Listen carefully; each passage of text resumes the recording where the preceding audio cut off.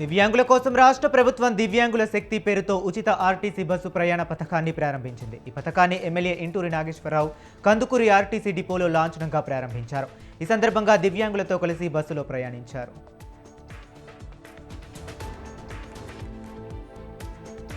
పల్నాడు జిల్లా నరసరావుపేటలో దివ్యాంగ శక్తి పథకాన్ని ఎమ్మెల్యే చెదలవాడ అరవిందబాబు ప్రారంభించారు. స్థానిక ఆర్టీసీ బస్టాండ్లో నిర్వహించిన ఈ కార్యక్రమంలో దివ్యాంగులు, అధికారులు, కూటమి నాయకులు, కార్యకర్తలు పాల్గొన్నారు. ఈ సందర్భంగా దివ్యాంగులతో కలిసి బస్టాండ్ నుంచి రావిపాడి వరకు బస్సులో ప్రయాణం చేశారు. దివ్యాంగులకు 40% అంగవైకల్యం ఉంటే దివ్యాంగ శక్తి పథకం వర్తిస్తుందని తెలిపారు.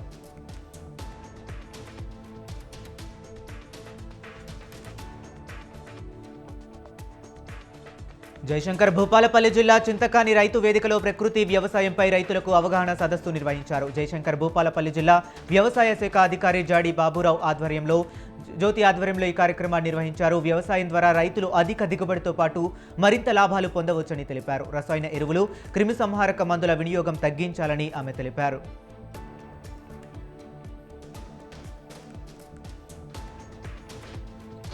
ఏకపక్షంగా ఎస్సీ వర్గీకరణ చేపట్టి మాలలకు రోస్టర్ పాయింట్లతో పాటు ఉద్యోగ అవకాశాలు శాశ్వతంగా దూరం చేసేందుకు ముఖ్యమంత్రి రేవంత్ రెడ్డి కుట్ర చేస్తున్నారని ద నేషనల్ అంబేద్కర్ సేన జాతీయ అధ్యక్షుడు మన్నే శ్రీధర్రావు ఆరోపించారు. అసెంబ్లీ సమావేశాల్లో రోస్టర్ విధానాన్ని రద్దు చేసేలా ఎమ్మెల్యేలు చర్చ చేయాలని డిమాండ్ చేశారు. చేవెళ్ల డిక్లరేషన్ ద్వారా ఎస్సీ రిజర్వేషన్లను 15% నుంచి 22% పెంచాలని డిమాండ్ చేశారు.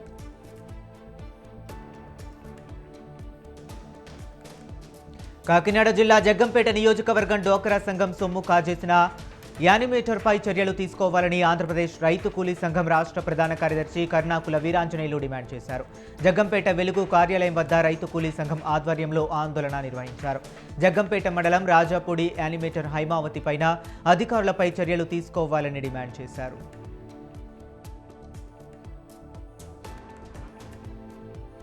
పార్వతీపురం మన్యం జిల్లాలో స్వర్ణాంధ్ర కార్యక్రమాన్ని నిర్వహించారు. ఈ కార్యక్రమంలో పాల్గొన్న ఎమ్మెల్యే నిమ్మక జయకృష్ణ పాల్గొని లబ్ధిదారులకు 15 తోపుడు బళ్లను, 22 3 చక్రాల సైకిళ్లను పంపిణీ చేశారు. అనంతరం నగర పంచాయతీకి నూతనంగా మంజూరైన స్వచ్ఛ రథాన్ని ప్రారంభించారు.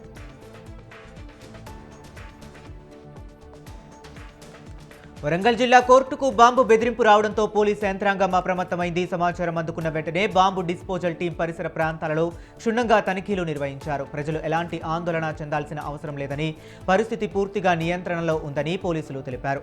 అనుమానాస్పద వస్తువులు లేదా వ్యక్తులు కనిపించినట్లయితే వెంటనే పోలీసులకు సమాచారం అందించాలని సూచించారు.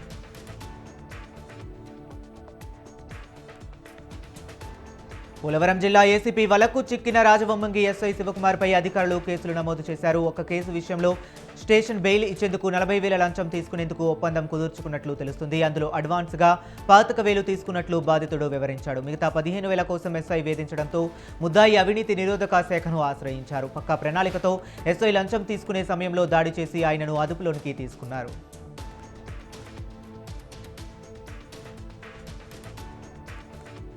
రాజన్న సిరిసిల్ల జిల్లాలో హృదయ విదారక ఘటన చోటు చేసుకుంది. తండ్రి మృతి చెందిన బాధలో ఉన్న విధి ముందు నిలబడాల్సిన పరిస్థితి ఓ బాలుడి జీవితంలో కనిపించింది. బీజేపీ నాయకుడు చందుపట్ల రాజురెడ్డి గుండెపోటుతో అకాల మరణం చెందారు. అదే సమయంలో ఆయన చిన్న కుమారుడు అక్షిత్ రెడ్డి 10వ తరగతి పరీక్షలకు హాజరైన వైనం పలువురిని కలిసివేసింది. ఇక 10వ తరగతి పరీక్షలకు సిద్ధమవుతున్న వేళ హిందీ పరీక్ష ఉండడంతో ఇంట్లో తండ్రి మృతి, దుఃఖం, కుటుంబ సభ్యుల రోదనల మధ్య కంటి నిండా బాధతో పరీక్ష రాయటానికి అక్షిత్ వెళ్లాడు. సిద్దిపేట జిల్లా హుస్నాబాద్లో మాజీ ఎమ్మెల్యే దివంగత బొమ్మ వెంకన్న 7వ వర్ధంతిని కాంగ్రెస్ పార్టీ నాయకులు ఘనంగా నిర్వహించారు. ఈ సందర్భంగా పట్టణంలోని నాగారం రోడ్డులో గల బొమ్మ వెంకన్న విగ్రహానికి పూలమాలలు వేసి ఘన నివాళులు అర్పించారు. హుస్నాబాద్ నియోజకవర్గ అభివృద్ధికి బొమ్మ వెంకన్న ఎంతో కృషి చేశారని కాంగ్రెస్ పార్టీ నాయకులు కొనియాడారు.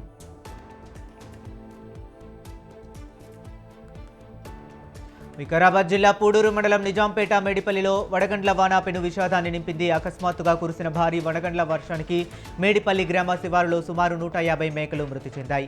చౌడాపూర్ మండలం కొత్తపల్లికి చెందిన కొందరు సంచార కాపరులు మేకలను మేపుతూ మేడపల్లి సమీపంలో ఆగారు. ఈ క్రమంలో ఉరుములు, మెరుపులతో కూడిన వడగండ్ల వాన కురవడంతో భయాందోళనకు గురైన మేకలు చెల్లాచెదురుగా పారిపోయాయి. ప్రకృతి ప్రకోపానికి ఆ మూగజీవులు బలైపోవడంతో ఎక్కడ చూసినా మేకల మృతదేహాలే కనిపిస్తున్నాయి.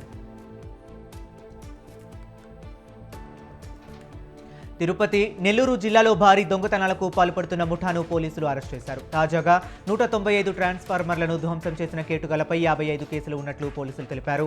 అన్నదాతల పాలిట శాపంగా మారిన 5గురు అంతర్జిల్లా దొంగల ముఠాగా వీళ్లను గుర్తించారు. నిందితులపై పీడీ యాక్ట్ నమోదుకు జిల్లా ఎస్పీ సుబ్బరాయుడు ఆదేశాలు జారీ చేశారు. నిందితుల నుంచి 4 లక్షల విలువైన 400 కేజీల రాగి వైర్, 2 ఆటోలు, 2 బైక్లు, మొబైల్ ఫోన్లను స్వాధీనం చేసుకున్నారు. కరీంనగర్ జిల్లా వెలిచాల గ్రామంలో చోటు చేసుకున్న ఘటన ఇప్పుడు రాష్ట్ర వ్యాప్తంగా చర్చాంశనీయంగా మారింది. దశాబ్దాలుగా దళితులకు కేటాయించిన శ్మశాన వాటికపై రియల్ ఎస్టేట్ మాఫియా కన్నేసి అక్రమంగా ఆక్రమణలకు దిగిన ఘటన స్థానికంగా తీవ్ర ఉద్రిక్తతకు దారితీసింది. జేసీబీలతో సమాధులను తొలగించడం గ్రామస్తుల ఆవేదనను మరింత రగిలించింది. ఫిర్యాదులు చేసిన అధికారులు స్పందించకపోవడం బాధితుల్లో ఆగ్రహాన్ని పెంచుతుంది.